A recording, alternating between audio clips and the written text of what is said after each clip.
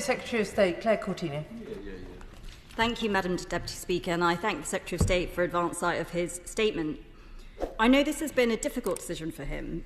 He told everyone his flagship mission was to commission more renewable power than ever before by 2030, more wind than ever before, faster than ever before, in a market that was already facing supply chain challenges and soaring costs. I said at the time that that was completely unfeasible, but if he was going to do it, then he should be taking every opportunity to minimise the grid infrastructure that needs to be built and the costs of his plans. But I know, on the other hand, he will have had wind developers tell him that if he takes those decisions, if he makes those choices, then they won't be bidding into his auction in the next couple of years. The auctions that he needs them to bid into so he can meet his self-imposed targets. And that's because they want to protect their returns. So when faced with the choice of wind developers or cutting bills for the British people, he's chosen the wind developers, and they know that they have him over a barrel. Because in setting himself an unachievable 2030 target, which was based on ideology and ideology alone, he was telling those wind developers that he's got to buy whatever they are selling, no matter the price. Now, a little over a year ago, the Secretary of State told the country that their bills would come down by up to £300. But the statement today shows that when push comes to shove, he will choose higher bills for the British people to fund profits for renewable energy companies.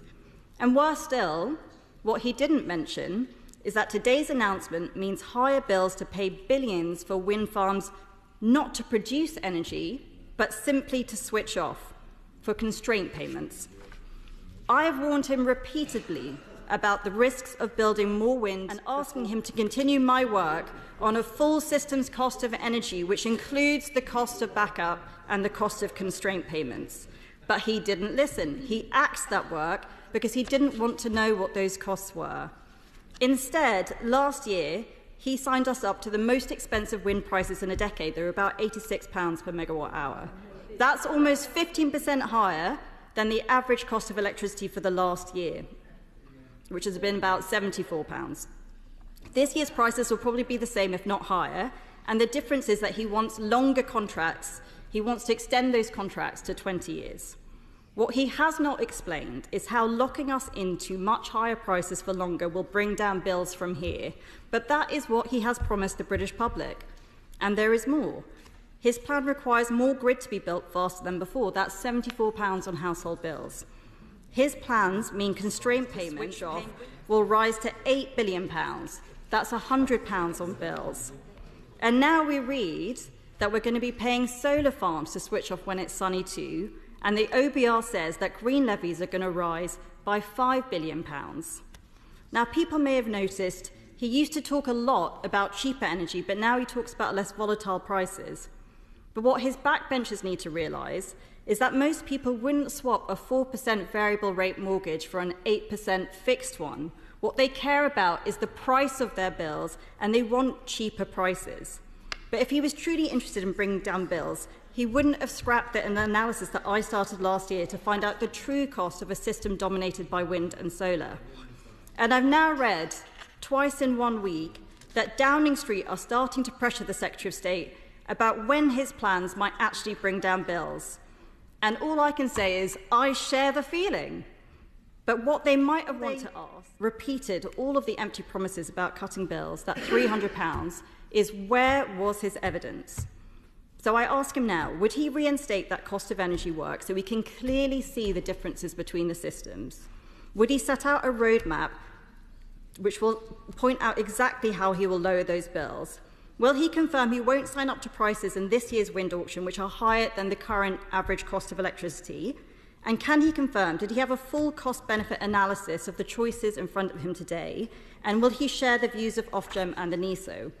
And I'll leave him with 2 quotes. The chief executive of Octopus Energy, one of the country's biggest advocates for renewables, said his plans today mean soaring costs locked in for years to come, with more on the way. And the more we build, the worse it gets for years. He says it's brutal for families and it's crippling for growth. I think he just said in his statement that the biggest problem for businesses is high energy costs.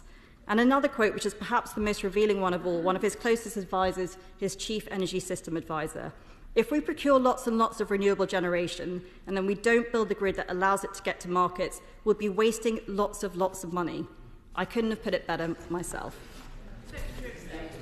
Well, Madam Deputy Speaker, this is the first time I'm opposite her at the dispatch box. Can I start by personally congratulating her on her new baby boy and welcome her back to the House of Commons. Obviously, I know from my own personal experience the crying at night is challenging, but who's surprised given the state of the Conservative Party, Madam Deputy Speaker? Let me sort of respond directly to her. I think we have a number of differences. The fundamental difference is this, which is she wants to gamble casino. She wants to gamble on fossil fuel prices. That's what the Conservative Party did when they were in office, and it led to the worst cost of living crisis in generations. It destroyed family. It's not true, she says, from a sedentary position. It absolutely is true, and I think she needs to get out there more, and she'll hear what people have to say to her. It ruined family finances, it ruined business finances, it ruined the public finances. And what do, Madam Deputy Speaker? Do they come along after their worst election defeat in 200 years and think, well, maybe we got it a bit wrong? Maybe we should think again? No, they come along and they double down. They double down on a failed strategy. That's the first point. The second point is this. She says that we have a problem of constraint costs, that it's really a problem that we don't have the infrastructure we need as a country. Right? Who was in charge for 14 years, Madam Deputy Speaker? And by the way, don't take my word for it. Don't take my word for it. I notice her colleague, the Shadow Energy Minister, is not in his place, but this is what he said. It's absurd, the fact that under 14 years of Conservative government, we are now in a situation where it's more difficult to build critical national infrastructure projects than it was when we came into power, and costs more. And that's what we've got. So whether it is the grid system, which was massively backed up, a planning system that was in disrepute, the network, the transmission infrastructure that wasn't built. So that's the second point. Third point. Now, she now says, well, you know, okay, well, let's forget about the past, to ignore my record, to airbrush out my record, but, you know, let's build the grid. Too right, we should build a grid, but she's going around opposing new clean energy infrastructure all around the country, saying, oh, it's terrible, it's happening. So at the level of strategy about what is the right thing for the country, at the level of record and why we are in this position, and at the level of what she is doing now, I'm afraid she's in the wrong place. Now, what are we doing? We're actually changing all of this. And in the period that she's been away, we have seen a whole set of decisions made that they talked about but never delivered. From nuclear power, they talked a lot about Sizewell and SMRs and all that, didn't actually deliver it, but we're actually delivering it, Madam Deputy Speaker. Over 40 billion of private investment into clean power unblocked, a record-breaking renewables auction. And by the way, she says that I'm somehow on the side of the wind developers. No, Madam Deputy Speaker, I'm on the side of UK Steel, Make UK, the British Chambers of Commerce, ceramics across the country who've said this is the right decision for the country. She says about bills. Let me just directly address this. Right, my strategy, my belief, is that it is a clean power system that can bring down bills for good. Why? Because that is the way you lower wholesale prices. That is the way that you get off the roller coaster.